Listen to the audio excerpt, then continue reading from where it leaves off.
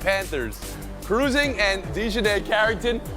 I've been here before. Gotta let the ref know what they're doing to you while looking cool doing it. Let's go around the horn. Like Steinfeld, to the back, to the left. Back and to the left. Great ball.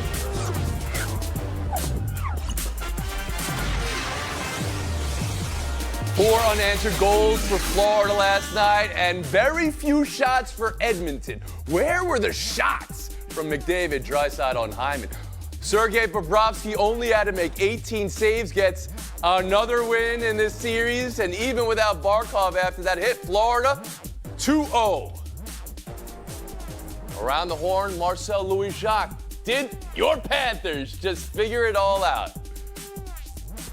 Yes, lifelong Panther fan over here. No, I think they're getting non-star contributions. When you're getting, a two-piece from Evan Rodriguez, you're getting gold from Nico Mikola. Like, you don't have to go to the Kachucks and the Barkovs and the Verhagis in order to beat them, and that's dangerous for Edmonton. And then Florida's just playing exemplary defense right now. I think I saw this stat. Over the past 15 games, they have killed 95% of power plays. That is the best in the NHL right now. Then Sergei Bobrovsky, for you asking where's Edmonton's shots, when they do get a shot, their reward is trying to get one past the best keeper in the league right now. He's allowed 2 or fewer goals in 12 of his last 13 starts right now. Like, it is one of 5 goalies to ever do that in postseason history. So, yeah, Paul Morris said his feelings don't matter. This isn't the Winfrey show. But Edmonton better get out of their feelings or this one is big over. You could see that frustration starting to boil over there in the third period. Harry Lyles Jr., did the Panthers figure it all out?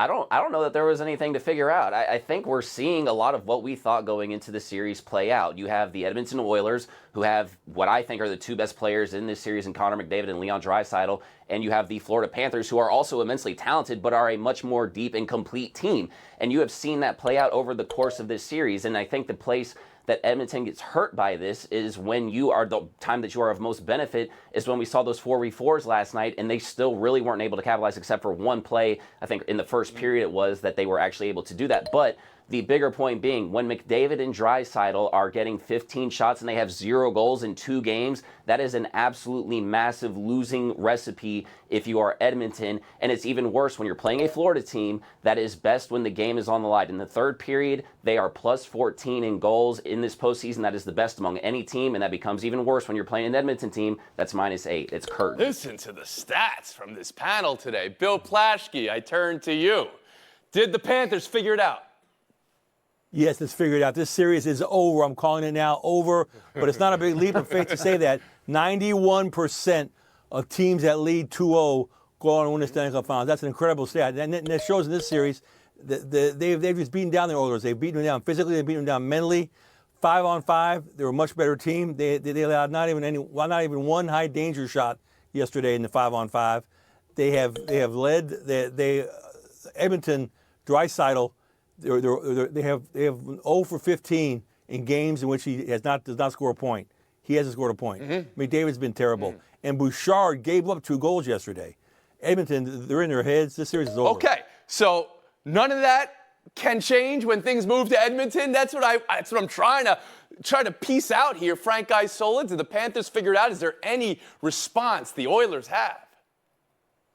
You know, last Friday you admonished the panel for not mentioning Sergei Bobrovsky in our preview. Yes. And in theory, you were right, but I think we all knew that he would be this dominant. We all know. You You and Lyles know everything. I don't understand how this is your tact for a debate. He gave up 1 goal in Game 6 against the Rangers. He's only given up 1 goal in the first 2 games here. So I don't think they're ever going to figure him out. But I will say this, and you showed the play before with Leon Draisaitl, forearm or an elbow into the side of the head of Alexander Barkov. At the time it's 2-1. The game is still very much alive. That to me is showing a lack of mental strength. You're doing something which makes no sense. That's a sign of weakness. Are you trying to send a message? Even if they didn't score, which they did, Evan Rodriguez ended up scoring his second goal there, the power play goal. You still have to be on the penalty kill for 2 minutes with 9 minutes left. That to me made no sense. I thought that told you a lot about that series, that one play right there by Draisaitl. And how Florida was able to add to the lead after they lost Barkov, who's such a key player in this series. All right,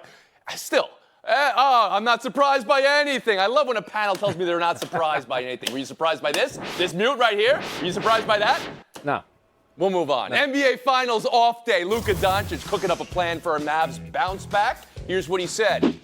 We got to make shots, we got to make free throws, and less turnovers. Frank, is that the path to victory here? How do you review his plan?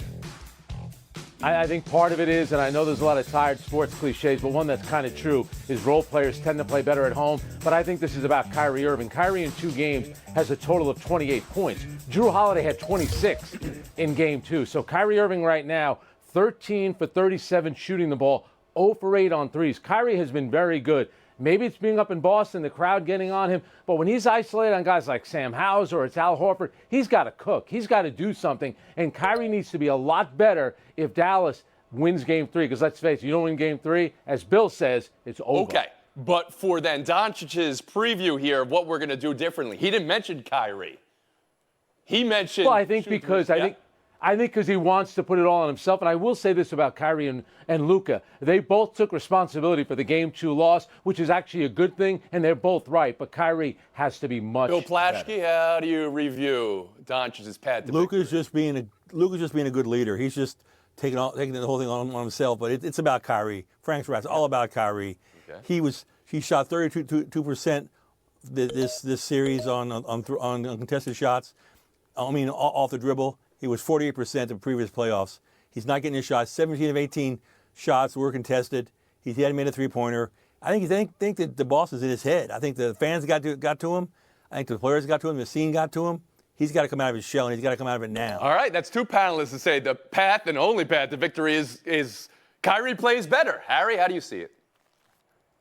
I think that's a piece of it. I think, first off, it's funny that Luka tried to put any of this on him, considering he had so much bandaging on him before the game. He looked like a mummy and then went out there and had a triple-double. So the fact that he would try to take any blame for this is incredible, and I think speaks to how much of a leader he is. I do think Kyrie has to be better. The place that I have issue with is less about his scoring and more about his lack of assists. He has 8 assists in these first 2 games, and I think the big piece of that is because you saw those contributions from those role players, whether it was Daniel Gafford or Derek Lively in the last series, where you saw, okay, when the Dallas Mavericks are at their best, this is what that looks like. We have not seen that through the first 2 games of the series, and I think they're really going to regret not taking advantage of two lukewarm, Jason Tatum games, and you didn't steal one at home, going against a Boston team for as much struggles that they've had at home. On the road, they've won 8 consecutive games, which is the 3rd longest streak in NBA history. So it's not like this is going to get any easier just because you're going back to Dallas. And Marcel, make shots, fewer turnovers, and shoot your threes. Is that the path to victory?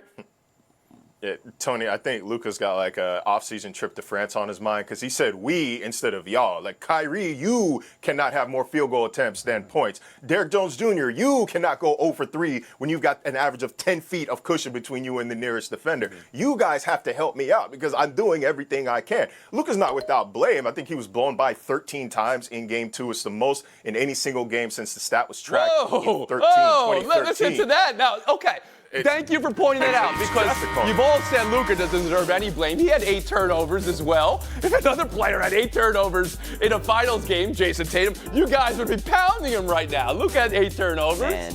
Go ahead, Marcel. He could play better. He could play better, but he's so exhausted from having to exert all that energy on the offensive side of the ball. He's the only player I guess you can understand. It's not an excuse, it seems like, wow, I think our mute button, hold on a second. Not me. The mute button's not working today. Keep talking, Tony. Yeah, we go. No. Oh, and ain't that funny when the rabbit got the gun, huh? This is unbelievable to me. Wow. I am surprised. You know how you guys say you never saw? I am surprised. The mute button broken. Chaos on the set of Around the Horn. One more thing. As we have an off day for the finals, Mine worked. we can all remark on Joe Mazzulla's recall of plays. Listen to this. Point first quarter and then 3 25-point quarters. In the 26-point first quarter, we fouled a 3-point. We messed up the 2 for 1 and fouled a 3-point shooter. For 3 free throws, Luka gets 2 shooting free throws. We give up a transition basket to PJ Washington. PJ Washington hits an above the break 3. That's almost 70% of the points. He's Italian. What do you want? Buy or sell. Next. It's like the pit row here at the Indy 500 during our commercial break. All right, let's take it for a test drive. No, they're still broken. Still alive. Unbelievable. Yes. You guys Sounds like are it's free time to for the cause rest of the problems. show. Tremendous. Let's do it. Okay, let's go. Buy or Narrative. sell. Optics. One of the narrative. worst head coaching jobs in the history of basketball. Unadulterated mess. Embarrassing. Humiliating. The Lakers are no longer the Lakers. Who wrote it? Oh, Bill Plaschke. I love you. I love you forever. Send it to the Pulitzer Committee. We're going to buy Send it or right to the sell Bill Pulitzer Committee. Plaschke. And we are going to buy or sell this idea the Lakers lost luster with the Hurley spurting. Not yet, Bill Plaschke. Around the horn of Frank Isola. Oh. Well, I think that's great old-fashioned column writing by Bill, and he's excellent at it. I disagree because I do think, in this case, Danny Hurley, I think he had his heart set on staying at UConn. It is kind of remarkable that someone is turning down 6 years, $70 million to coach LeBron James. Maybe it's more a reflection of LeBron, also a bit of the Lakers. But Bill, he wanted to stay at UConn. They weren't going to convince him to leave. So, buy or sell Bill Plaschke, Isola, you say? I'm not buying it. I think every job is different in this situation. Marcel Louis Of course Jacques, he's buy or selling- of sell course Bill he's selling Plaschke. It's a top job. I'm selling the allure of the Lakers, therefore I am buying. what Bill Okay, Plaschke you got is one, saying. Bill. I'm Yes, buying. you. Like, the pros isn't for everybody. All right, first of all, like some guys just want to coach college players, even as they're becoming more and more like pros.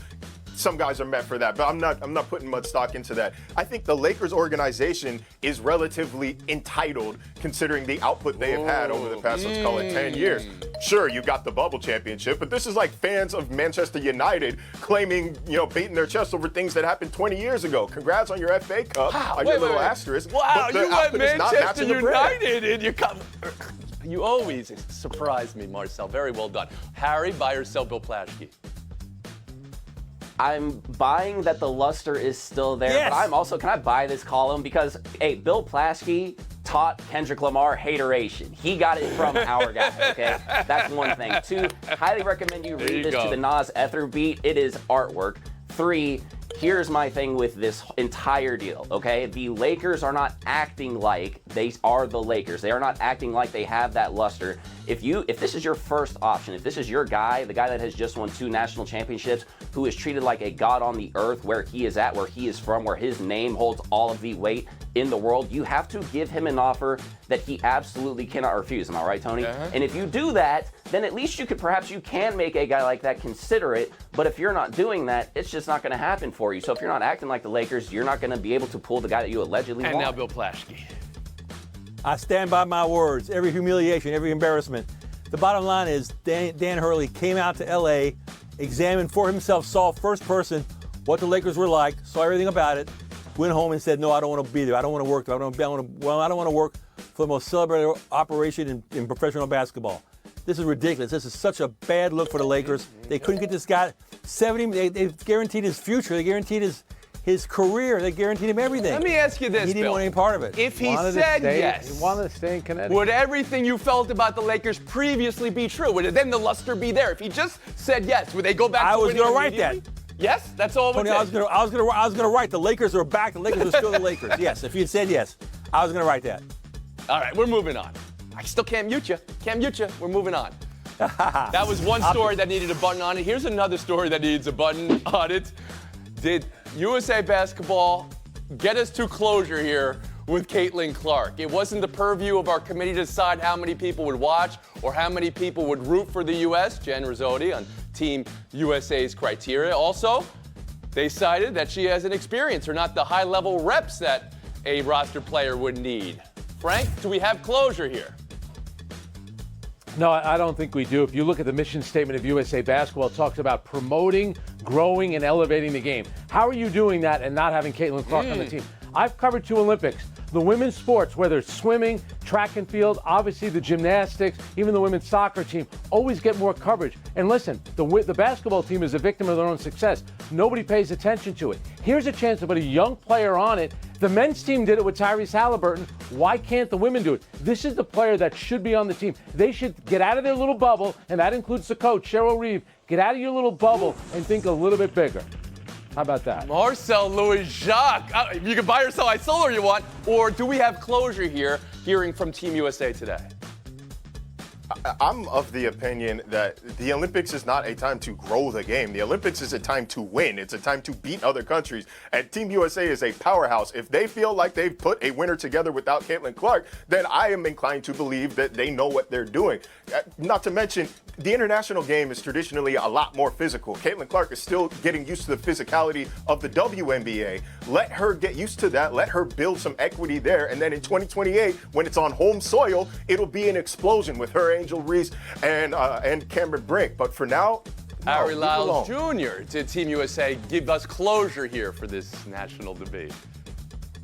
I think it's good that they came out and said this do. because it is about the basketball. I understand their mission statement and all this type of stuff like that. And sure, it would have been great if she was on the team. Would people that are new to women's basketball, which I think that's the important qualifier here, that is who you would be bringing in, would they have watched then perhaps? But if you look at this roster, I would love to know who you would take off of it, though. It's an extremely talented roster. Diana Taurasi is Taurasi. not even on Frank it. Scott, Frank has a nomination already. Nah, man. See, I wouldn't even do that either. But my thing is, though, the thing that is also important about this that is different, at least as it pertains to men's basketball, is we don't have to beg these women to come out and play. Every few years after the U.S. men lose to some team that they have no business losing to, then they all show up. The women don't do that. They come out and Bill play. Plaschke. The Dream Team was sent over in 1992 to help grow the game. That is their mission. They are derelict in their mission here. This is wrong. I've been to 10 Olympics. I've covered maybe 2 or 3 women's basketball games. We're so dominant. Nobody cares. Nobody watches. It's not a big deal. We're not growing the game. We're not spreading the word. Can to the rest you of the grow world. the game by winning gold for an 8th year in a row, Frank Isola, which is what's on the table for this team?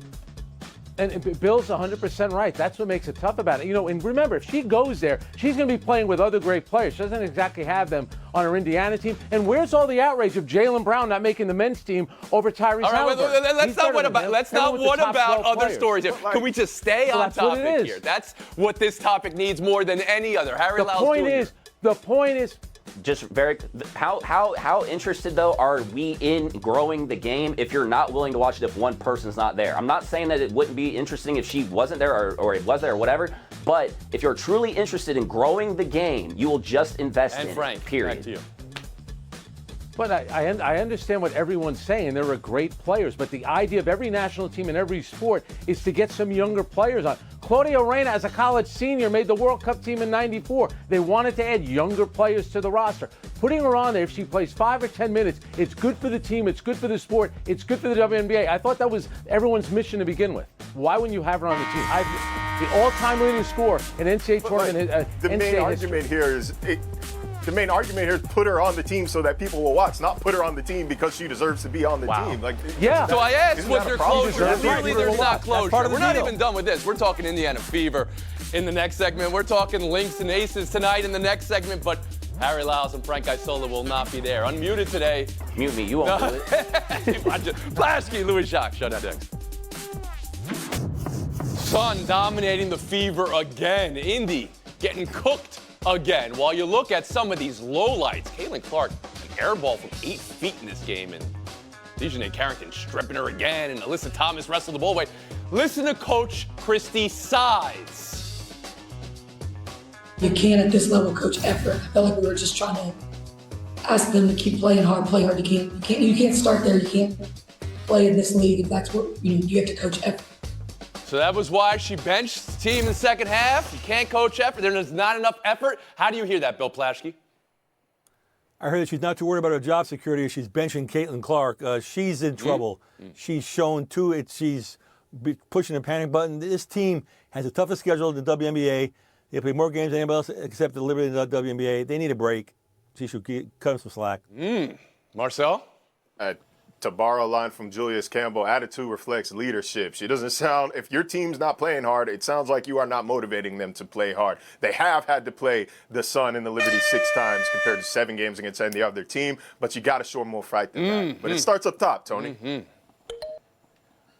Showdown 2, Aces Lynx tonight. Asia Wilson, the feature Collier, pin that for MVP conversation later. Kayla McBride's on a heater coming into this as well. Minnesota has jumped Vegas in the standings. The champs on a losing streak.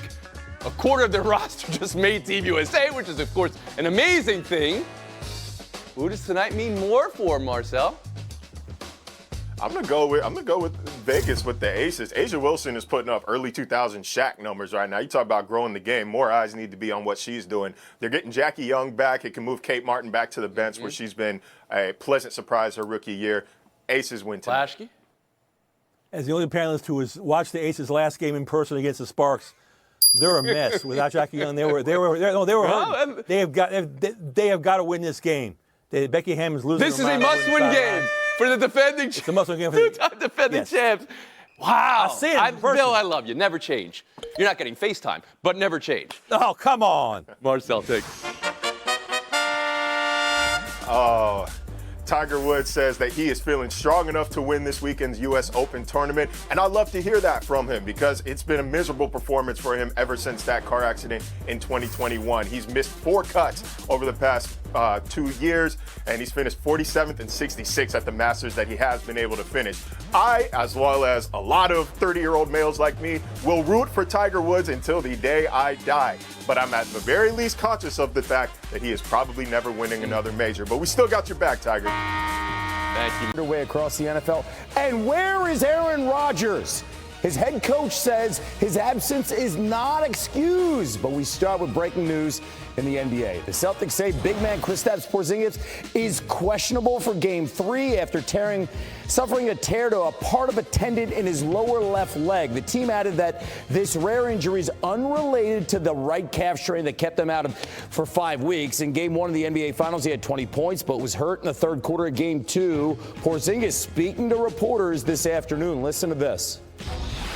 It's kind of a random situation, yeah, and I felt something, and now I have to deal with it. So, as we said, yeah, it's going to be day to day, and see how I am tomorrow. And obviously, I'm going to do everything I can to be out there tomorrow. Nothing's going to stop me unless I'm told not to or not allowed to play. So that's the only reason I will not be out there. It's a serious injury, and at the end of the day, our team and the medical team is not going to put him in any bad situations. And so we've taken a decision to play out of his hands because the importance of him. And so he's going to do everything he can to play, and then we're going to leave it up to our medical team. For more on this developing story, NBA reporter Tim Bontemps joins us live on the scene in Dallas. Tim, what's been the reaction to Porzingis' latest injury? Well, this is a pretty wild situation, Kevin, because coming out of Game 2, the thought was that Kristaps Porzingis had either re-injured his right calf or suffered a right ankle injury when he had a bit of an awkward fall in the fourth quarter of that game. I asked him in the locker room after the game if he was going to get imaging on that leg. He said that he thought he was going to, and that he thought he'd be ready to go in Game 3 back here in Dallas, where he would potentially play for the first time since being traded away by the Mavs 2.5 years ago. Pretty ironic situation to be doing it in the NBA Finals. And now it's unclear if he's going to at all, as just before Joe Mazzulla got to the podium today, the Celtics announced that Kristaps Porzingis has this rare foot and ankle injury. And I had just watched Kristaps Porzingis walk by us out to the court, and he didn't have any limp at all. And while he's wearing a brace on that leg and a sleeve on it, he doesn't have any kind of walking boot. He isn't in any using crutches or having any sort of visible issue with it at all. And it is obviously a very rare thing. There's only been a handful of instances of it that we've been able to come up with. And it's unclear what his status is going to be going forward. Now, you heard in that clip, Porzingis is desperate to be out here and play in these games. He's never played past the first round of the playoffs before this year. He said after Game 2 he'd have to die to not be out on the court. He reiterated that today. He really wants to be out here and play. He really wants to play in Dallas, a place where he played for a couple of years with Luka Doncic. But now we have to wait and see what will happen. And obviously for the Celtics, 2 wins away from that record 18th NBA championship. Obviously a huge question mark now as to whether Kristaps Porzingis can not only play, but play effectively, as he has been plus 25 in the 44 minutes he's been on the court, and the Celtics have been even in the 54 he's been off it. That says enough about the 28-year-old's impact in the first 2 games. Tim, thank you so much on the Celtics. Meanwhile, the Mavericks, they picked a bad time to have their worst 2-game stretch of the entire season. They made just 13 threes and had just 30 assists over the first 2 games of this series, their lowest in any 2-game span this entire season. Kyrie and Luka spoke today on what's gone wrong so far in the series. Yeah, I mean, the first thing of that is just accepting that I haven't played well or up to my standards or as well as I would have liked. You know, being back in Boston, there's such a level of desire that I have inside of me to play well and wanting to be there for my teammates. So as a competitor, it's frustrating. Just trying to keep getting open looks. I think our defense has not been bad, but just we can't really score. That's our main problem right now. But I think we're getting some great looks. And like I said, you know, we have confidence that everybody can make a shot that's shooting the ball in our team. So we just got to keep believing it. All right, Tim McMahon is with the Mavericks and joins us now on the scene. Tim, not only is this team struggling so far in this series, Luka's dealing with an injury. What's the latest on how he's managing this injury in the series? Yeah, and Luka's been dealing with injuries throughout these playoffs, but he got that thoracic contusion, which is a fancy way of saying chest bruise, in Game 1. And sources told our Malika Andrews and me that he got a pain-killing adjustment to numb that area before Game 2. That's the plan again for tomorrow night before Game 3. He is probable, and look, he's going to play through pain. He's been playing through pain, but it got to a level of discomfort with this last injury where he needed some pharmaceutical assistance to be able to deal with that discomfort. Took the painkilling injection, was cleared to play in that game, had a 32-point triple-double, but obviously it wasn't enough. He'll give it another go again in Game 3. Right, trying to carry this team. They'll need some help. Luka will definitely need some help coming off that 30-point triple-dub. This team is, again, down 0-2, and, of course, Game 3 is tomorrow. Thank you so much, Tim, and much more on that matchup for tomorrow. Our NBA champ delivers his advice for the Mavericks to take advantage of a potential Porzingis absence to climb back into the series. To the NFL, Aaron